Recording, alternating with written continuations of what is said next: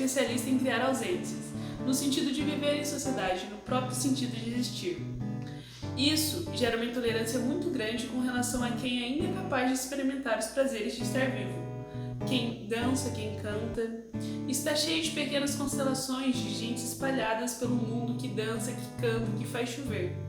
O tipo de humanidade zumbi que estamos sendo convocados a integrar não tolera tanto prazer, tanta fruição de vida.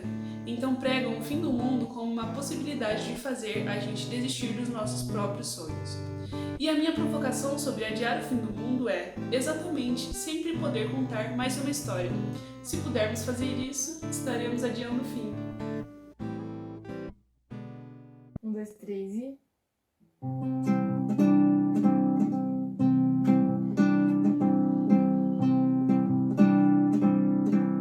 Na bruma leve das paixões que vem de dentro, tu vem chegando pra brincar no meu quintal.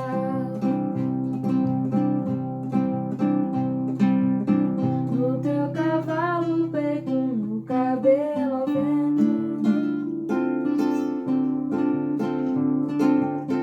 e o sol parando nossas roupas no varal.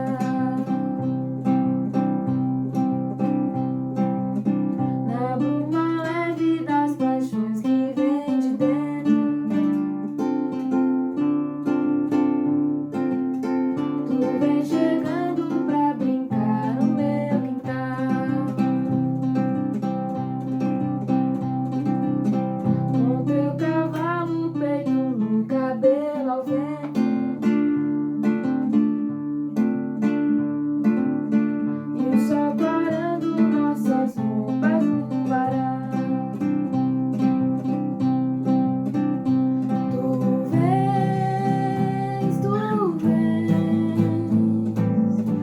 eu já escuto os teus sinais.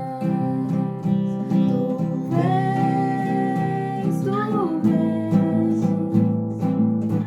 eu já escuto os teus sinais. A voz do anjo sussurrou no meu ouvido.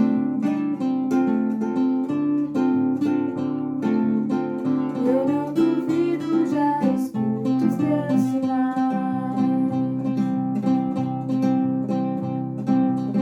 Que tu virias numa manhã de domingo.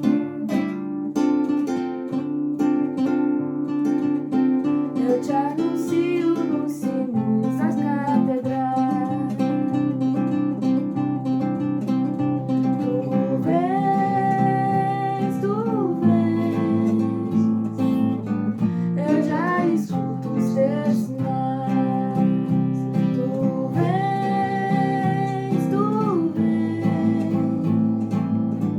eu já escuto os teus sinais.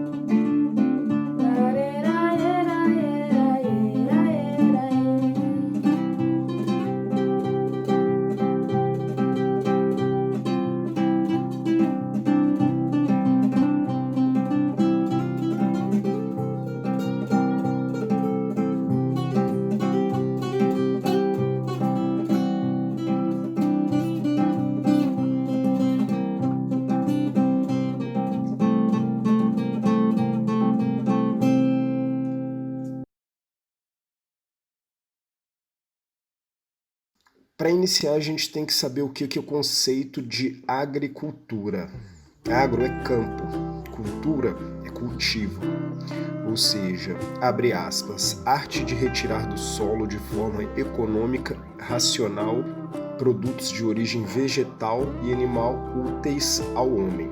Contudo, a gente sabe que atualmente o sistema convencional de plantio ele não prega essa racionalidade.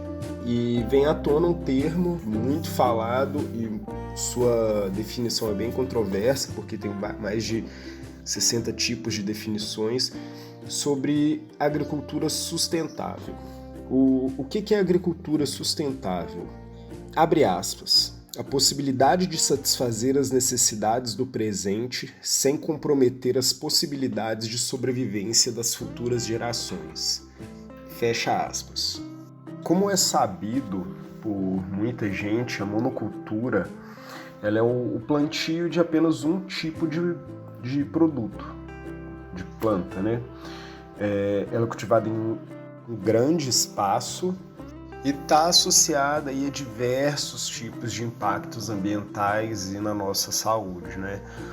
Em relação a esses impactos ambientais, a gente tem empobrecimento do solo, retirada da cobertura vegetal, supressão de vários tipos de plantas, de espécies nativas, da fauna local, da biodiversidade local também, a utilização massiva da água, acabando com recursos hídricos na região, né, deixando algumas pessoas sem água. E atende um tipo de mercado bem específico, né? Basicamente a produção da monocultura ela vai para o ramo dos enlatados, fast food, para a cadeia da carne e a produção de combustíveis, né? Como a monocultura da cana, por exemplo. Então a gente parte do princípio que o homem necessita de uma reconexão, ele precisa de maneiras mais sustentáveis de se produzir seu alimento, né? Existem várias modalidades de agriculturas alternativas e pode ser, por exemplo, a agricultura orgânica, que começou com Albert Howard, né? Ele tinha como princípio os alimentos orgânicos produzidos a partir da compostagem, da ciclagem de nutrientes ali, utilização de micro-organismos eficazes, né, que as pessoas conhecem como EM, que auxilia bastante nesse processo. Temos a agricultura biodinâmica de Rudolf Steiner, agricultura biológica, agricultura ecológica, que inclusive os colaboradores delas são o casal Primavera. Tem também a agricultura natural, a permacultura, a gente tem agriculturas regenerativas, a agricultura agroecológica e a agricultura sintrópica, que é o que eu vou dar um enfoque aqui. A agricultura sintrópica ela é uma modalidade de agricultura desenvolvida por um suíço que mora no Brasil desde a década de 80, chamado Ernest Gutt.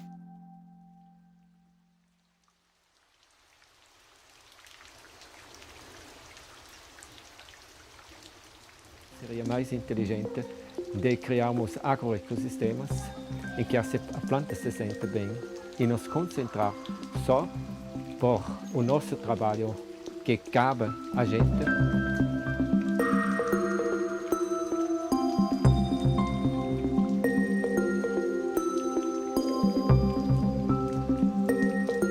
Sim, faz parte do meu projeto desde cedo, sempre estudando, olhando funcionamento, sempre comparando como que a natureza faz e depois mais confiança na natureza do que nos nossos conceitos. Nós somos parte de um sistema inteligente e não os inteligentes.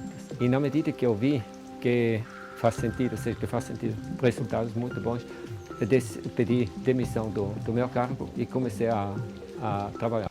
Em 84, quando comprei esse lugar, foi no mapa, nas fotografias feitas pela Ibama, foi o lugar mais fraco da grande região.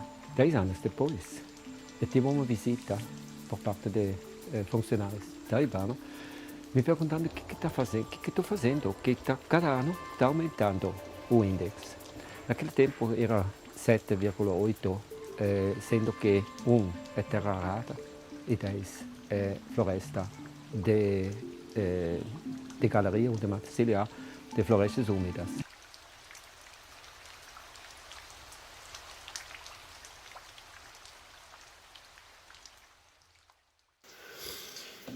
A agricultura sintrópica é baseada na sucessão de plantas respeitando seus estratos, ou seja, a capacidade de se desenvolver dentro de uma floresta, porque a sintropia ela vai simular uma floresta produtiva.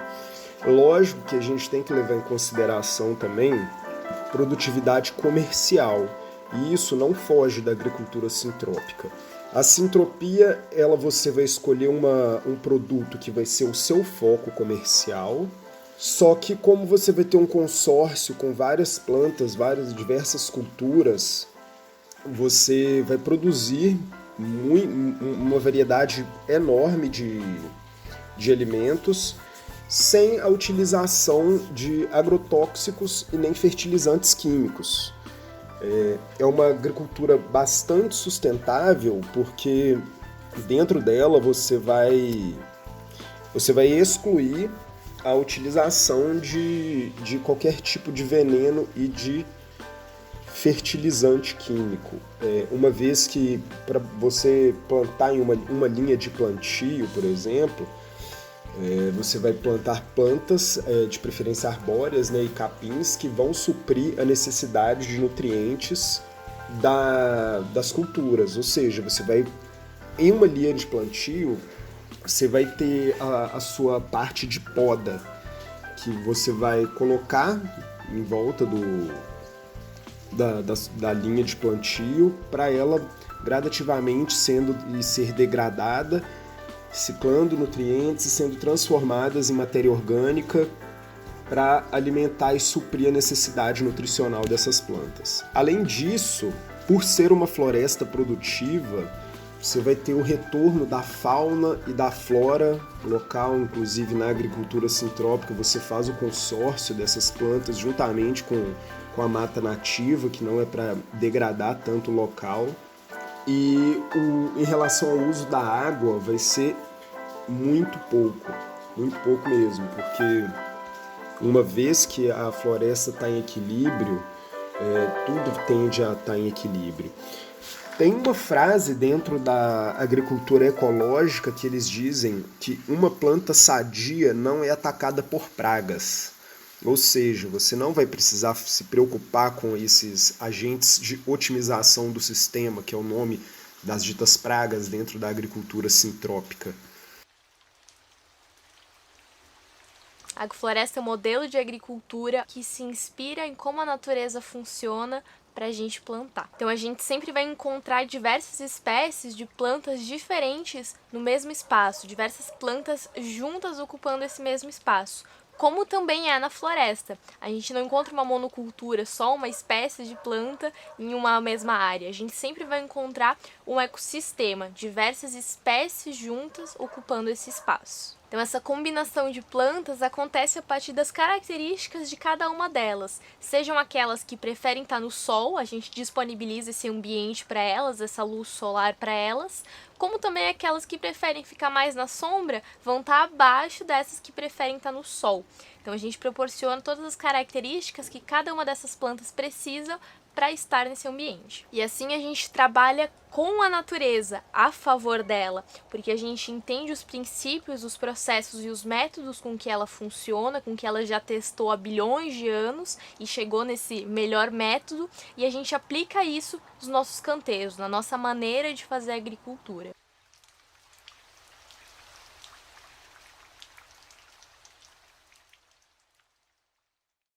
Ou seja, você vai reduzir os custos de produção, porque você não vai precisar comprar mais esses biocidas, e também vai reduzir a parte de fertilizantes, porque você não vai comprar fertilizantes químicos mais. Na implantação desse sistema, você precisa sim fazer uma adubação com matéria orgânica ali, com adubos orgânicos, e realizar uma calagem ali que vai regular o pH do solo e fornecer cálcio, magnésio, entre outros fatores benéficos para o solo.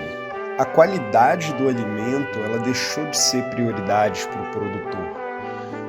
Eles utilizam um número massivo de produtos que são tóxicos tanto para a gente, quanto para a água, quanto para a fauna, para a flora, para quem está aplicando, para quem está consumindo o produto.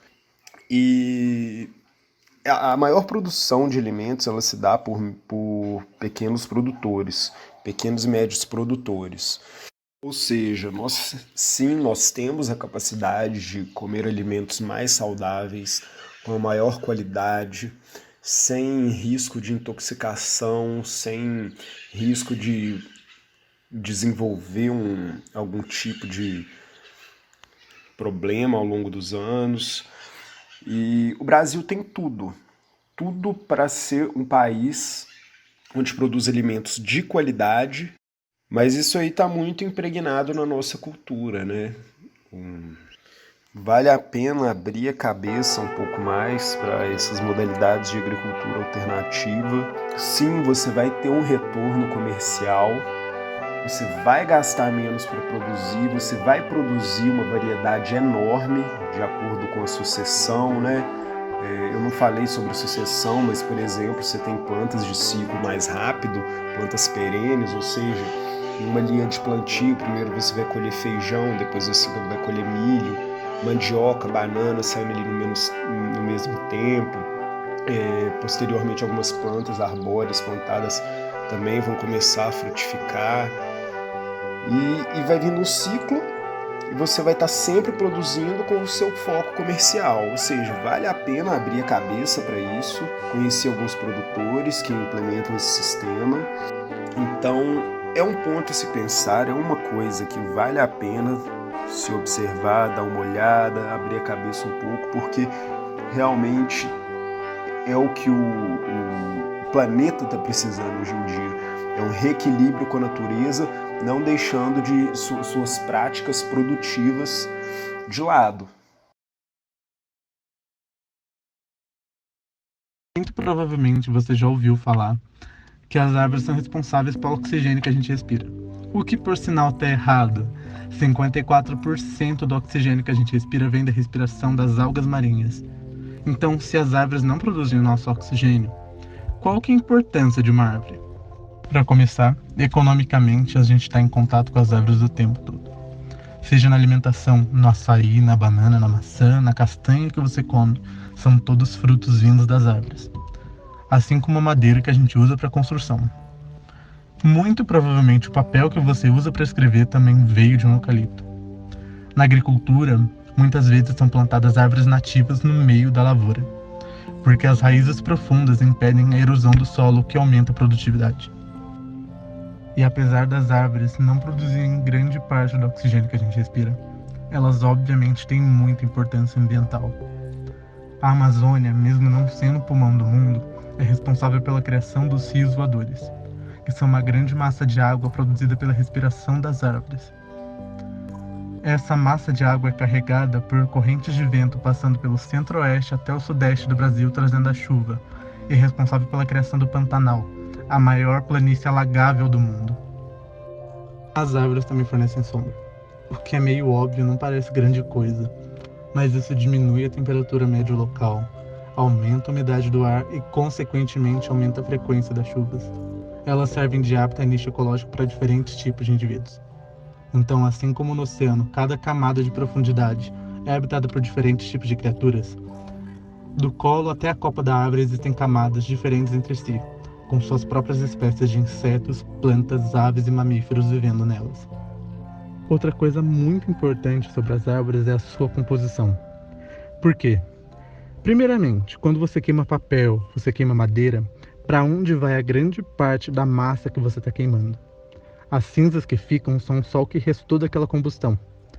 A grande maioria da massa vai na fumaça. Por quê? Para crescer, os organismos vegetais no geral, eles fazem uma coisa chamada sequestro de carbono. O que é o sequestro de carbono?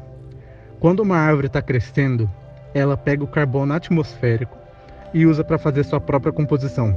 Então o tronco, as folhas, os frutos, enquanto a árvore está crescendo, ela vai pegando esse carbono atmosférico para se formar. Então você imagina uma sequoia, uma samaúma, árvores com dezenas de metros, a quantidade de carbono sequestrado da atmosfera, recolhido para formar sua própria composição. A samaúma, por exemplo, é uma árvore amazônica, gigante, mas tão grande que os índios conseguem usar as raízes tabulares para fazer a confecção das suas próprias casas. As árvores também produzem matéria orgânica que compõe a serrapilheira. O que é a serrapilheira? É a camada superficial do solo, que tem folhas, galhos, flores, frutos, todas as matérias orgânicas mortas que compõem esse adubo orgânico, vegetal e natural. E não só isso, as árvores também têm usos medicinais. As suas folhas e flores são usadas para fazer chás, remédios, óleos essenciais, extratos vegetais, e até o nome do nosso país foi inspirado no pau-brasília equinata. Conhecido popularmente como pau-brasil, essa árvore de madeira vermelha era usada para fazer o tingimento das roupas na época. Isso para a gente ver que quando o assunto é árvore, elas são pau para toda obra.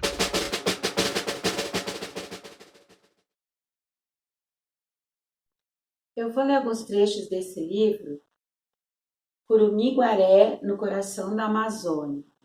O autor é o Iguaré Yaman, um índio que viveu na aldeia até os 11 anos e depois foi morar na cidade de Parintins e viveu uma vida de estudos acadêmicos. O lugar onde morávamos era muito privilegiado. Do barranco víamos o rio Urariá passar ligeiro banhando a várzea, um dos mais lindos cenários amazônicos. Foi nesse cenário que me acostumei a lidar com as entidades da floresta, as assombrações ou as pessoas que as vivenciaram. A Amazônia é muito misteriosa. Tenho agora 30 anos, sou formada em faculdade, conheço a ciência e as teorias dos brancos. Deveria ter 1000 motivos para não acreditar no meu pai ou na nossa religião. No entanto, jamais duvidei daquilo que meus olhos viam. É fácil desmentir quando não se conhece e duvidar do que ainda não se viu. Mas a Amazônia é diferente de tudo. Um mundo à parte, o lugar dos mistérios. E se é dos seus mistérios que estamos tratando, os sábios que moram nas aldeias costumam dizer que desde que os brancos chegaram trazendo a cidade e a luz elétrica, muita coisa mudou nesse mundo. As florestas, que eram as casas das entidades, foram derrubadas e causaram a fuga desses seres. Assim, quanto mais o homem moderno se aproxima e a urbanização se expande, comprimindo a floresta, mais esses seres desaparecem e seus sobreviventes em fuga passam a viver confinados em seus últimos refúgios. Acredito nisso e disso entendo porque já os vi. Sem falar no encontro que tive com meu espírito protetor. Outra grande experiência foi olhar no terreiro de casa para o rio Urariá. Não aconteceu só uma vez. Apareciam em todos os pôres de sol. Ao cair da noite, íamos todos, crianças e adultos, olhar o espetáculo da aparição de fogos fátuos do outro lado do rio. Denominamos esses seres Eniboitatá. Em nossa religião, essas entidades pertencem ao grupo das visagens ou fantasmas. Enquanto assistíamos às entidades brilharem, elas vagavam pela beirada, flutuando pelo ar, sobrevoando a água a meia altura, até chegar ao meio do rio. Depois voltavam. Elas nunca passaram para o lado do rio onde morávamos. E não sei porquê, nenhum ser humano habitava o lado delas do rio. Quase ninguém ousava ir para lá. Agora um pouco sobre meu povo. Em tempos remotos, os Maraguá habitavam a região dos rios Mamuru e Abacaxis. Ao serem expulsos de seu território tradicional, miscigenaram-se aos Sateré Maué ou incorporaram-se a eles a população ribeirinha. Atualmente, os Maraguá habitam a floresta equatorial no município amazonense de Nova Olinda do Norte e são um dos poucos povos de origem aruac na região do Baixo Amazonas.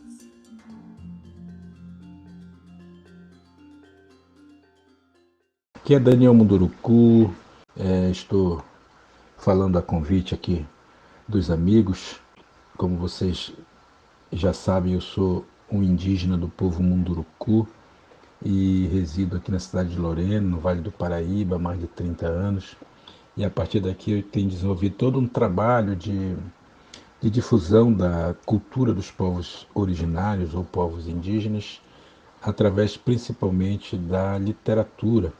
Eu sou um autor de livro para crianças e jovens, tenho mais de 50 livros já publicados, e nesses livros eu procuro trazer à consciência das crianças e jovens, principalmente, mas também de adultos e educadores, como é que os povos indígenas se relacionam com a natureza, como se relacionam com o meio ambiente, como se relacionam com o mundo, como fazem a leitura do mundo para manter o seu modo de existir, de maneira que consigam preservar, né, a sua cultura, a sua tradição, ao mesmo tempo que vivem em pleno século XXI, né, na contemporaneidade. Eu gosto sempre de dizer isso, porque as pessoas precisam entender, de uma maneira geral, assim, que nós indígenas não estamos presos ao passado.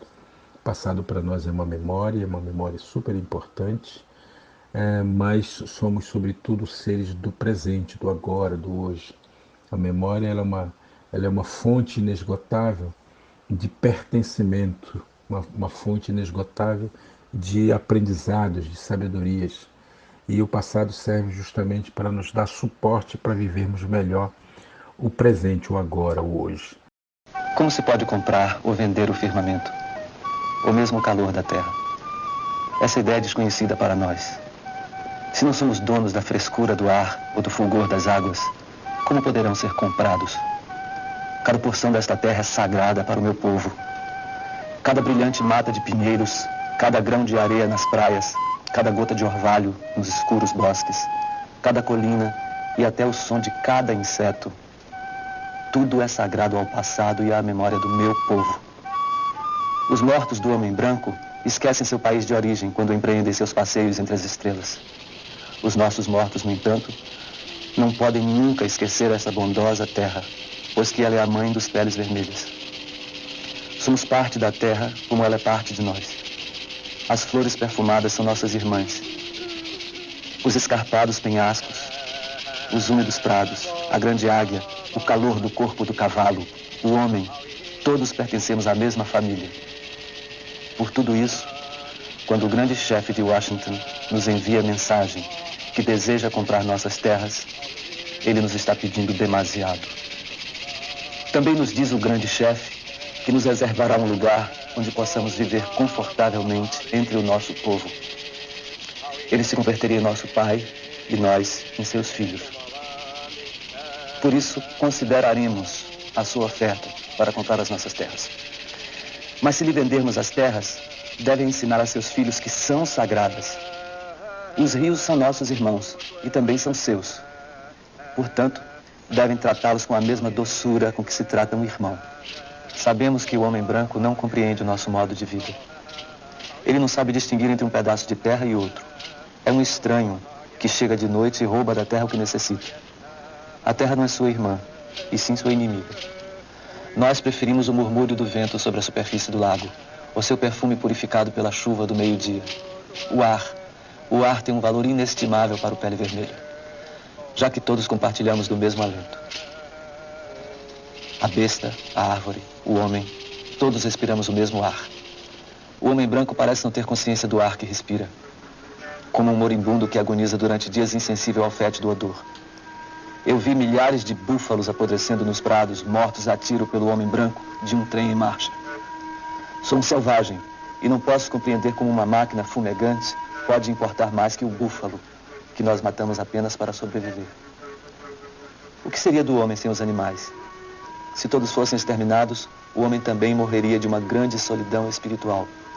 Porque tudo que suceder aos animais também sucederá ao homem. Tudo está entrelaçado. O homem não teceu a trama da vida. Ele é apenas um fio. Tudo está entrelaçado. Tudo que ocorrerá à terra, ocorrerá aos filhos da terra. Contaminem seus leitos e uma noite perecerão afogados em seus próprios resíduos. Onde está a floresta espessa? Destruída. Onde a grande águia? Desapareceu. Termina a vida e começa a sobrevivência. nossos povos não são povos também do futuro, ou seja, não são povos que estão ligados a uma noção de futuro, porque a noção de futuro é uma noção de posse, é uma noção de produção, de riqueza, tem a ver com uma compreensão de que é preciso ter coisas, conquistar coisas para ser alguém na vida, né? E os povos indígenas são povos que se constituíram ao longo do tempo como povos do agora, do presente. E esse presente precisa ser construído cotidianamente, de uma forma criativa, de uma forma inclusiva, de uma forma que permita que a gente compreenda a nossa passagem no mundo de uma forma muito dinâmica, de uma maneira muito criativa e de uma maneira sempre atualizada. Daí a necessidade de lembrar para vocês que nós somos do presente, do agora, do hoje. E ser do agora, do hoje, significa você se comprometer mais com a construção de uma realidade que permita você se sentir parte e não dono do lugar onde você vive. É dentro dessa perspectiva que reside toda a luta dos povos indígenas na manutenção do seu território tradicional, de toda a sua luta para manter as suas terras e ter a garantido direito de posse da sua terra ancestral, porque, como eu disse, não é um objeto de consumo, não é um objeto de poder, mas é o lugar em que moram as nossas memórias ancestrais. Daí o indígena não se sentir dono do mundo e sim parte dele. Essa compreensão ela se bate frontalmente com a ideia de posse que o capitalismo, ou que a sociedade capitalista foi desenvolvendo ao longo do tempo. E esse conflito, esse confronto que se dá nesse tipo de abordagem é exatamente porque a compreensão de tempo do indígena é diferente da compreensão de tempo do Ocidente. O Ocidente, o tempo ocidental é marcado pela força do relógio, né? Pela ideia do acúmulo de bens, de riqueza, de produção. Né? O tempo para o ocidental é dinheiro, é negócio. O tempo para o ocidental é acúmulo, é uma forma, uma tentativa de ele se sentir senhor da natureza. Por isso também se constitui assim, né, se criou a ideia da propriedade privada, né, como sendo uma conquista da pessoa. E toda a vida da gente é jogada nessa direção, na direção de conquistar coisas, de ter coisas, e não de ser. Né? Esse outro pensamento do ser, ele está muito mais ligado às sociedades tradicionais, às sociedades ancestrais, que no caso acho que a gente vive num tempo também que todo mundo tem muita pressa. Já houve um tempo que uma pessoa passava a vida inteira dele para escrever um livro. E 10, 20 anos depois que ele morria, aquele livro dele era publicado. E aí ele tinha reconhecimento pela obra que ele fez na vida dele. Hoje as pessoas querem escrever 300 livros. Nós somos uma civilização da fábrica. Eu acho que o conhecimento sobre o que a gente vive no planeta hoje, ele me deu a noção de que a gente não pode renunciar a nenhum recurso que a gente tiver para alertar as pessoas de que a Terra é a nossa casa comum e que a maior parte da população hoje está alienada disso, não tem consciência disso. As relações, elas têm que ser cultivadas porque os seres humanos precisam aperfeiçoar suas formas de convivência. Quando a gente abandona essa missão de os humanos aperfeiçoar suas formas de convivência e transformamos isso tudo em barganha, mercadoria e tudo, nós já começamos a corromper esses núcleos de comunidades humanas saudáveis e transformar tudo isso nessa coisa global que nós temos. Mas enquanto tiver taquara, a gente tem que fazer flecha e mandar flecha. Espírito guerreiro. Não pode baixar a bola.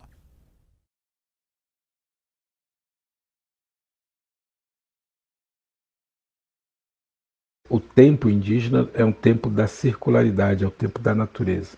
Se o tempo ocidental é o tempo do relógio, é o tempo quadrado, o tempo indígena é o tempo da natureza, o tempo da circularidade. Vocês sabem que a natureza ela lida com mudanças permanentes, né? Uma circularidade, daí as estações do ano, a cada ano muda-se 4 vezes de estação.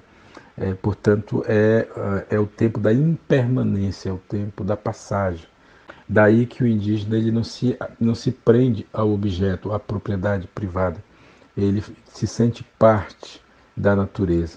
E essa relação que ele tem com a natureza é uma relação que permite que ele possa experimentar a sua existência, ou viver a sua existência, que é esse tempo, né, em que estamos vivos entre o nascimento e a morte, que permite a ele pensar, né, pensar-se como parte do mundo, parte da natureza.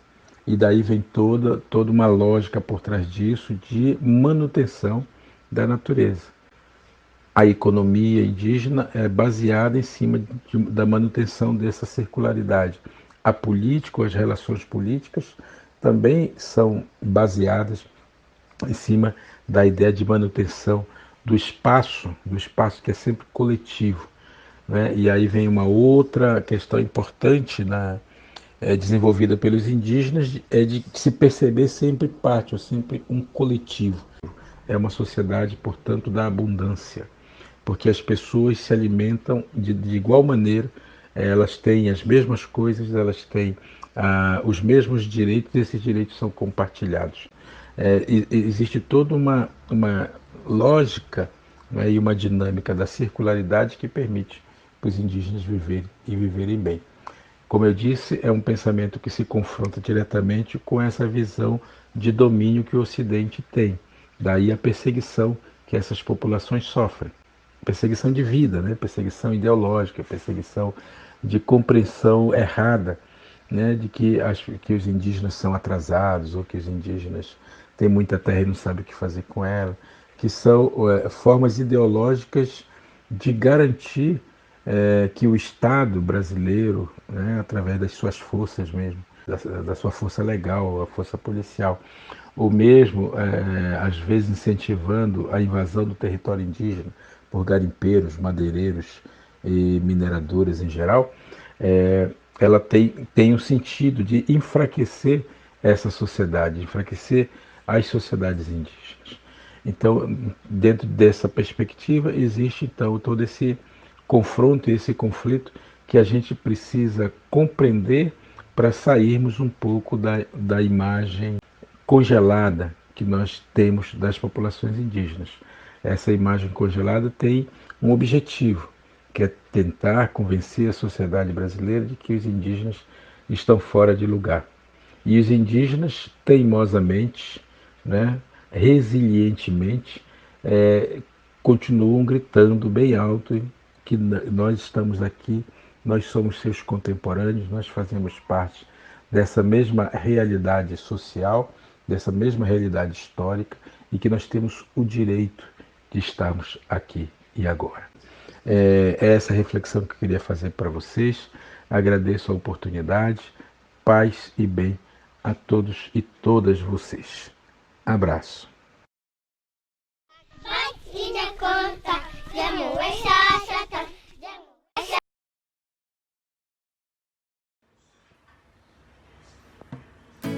Atenção, ao dobrar uma esquina, uma alegria. Atenção, menina, você vem. Quantos anos você tem? Atenção, precisa ter olhos firmes para este sol, para essa escuridão. Atenção, tudo é perigoso, tudo é divino, maravilhoso. Atenção para o refrão, é preciso estar atento e forte. Não temos tempo de temer a morte. É preciso estar atento e forte. Não temos tempo de temer a morte. Atenção para o estrofe e pro refrão, pro palavrão, para a palavra de ordem. Atenção para o samba, exaltação. Atenção, tudo é perigoso, tudo é divino, maravilhoso. Atenção Atenção para o refrão. É preciso estar atento e forte. Não temos tempo de temer a morte. É preciso estar atento e forte. Não temos tempo de temer a morte.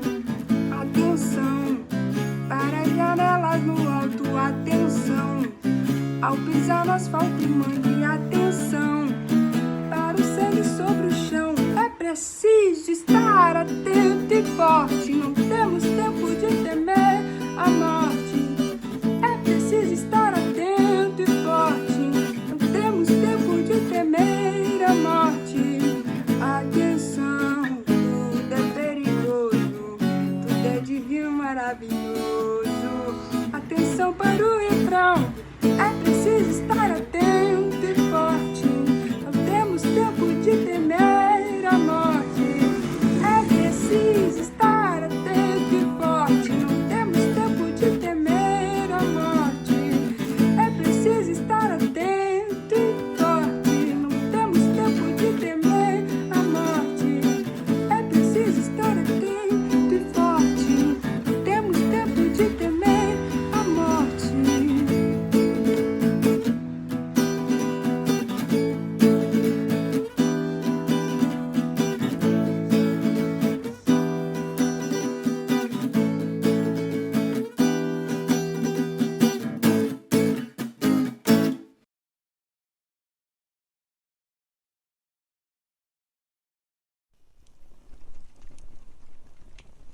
De Carlos Drummond de Andrade, Passagem da Noite.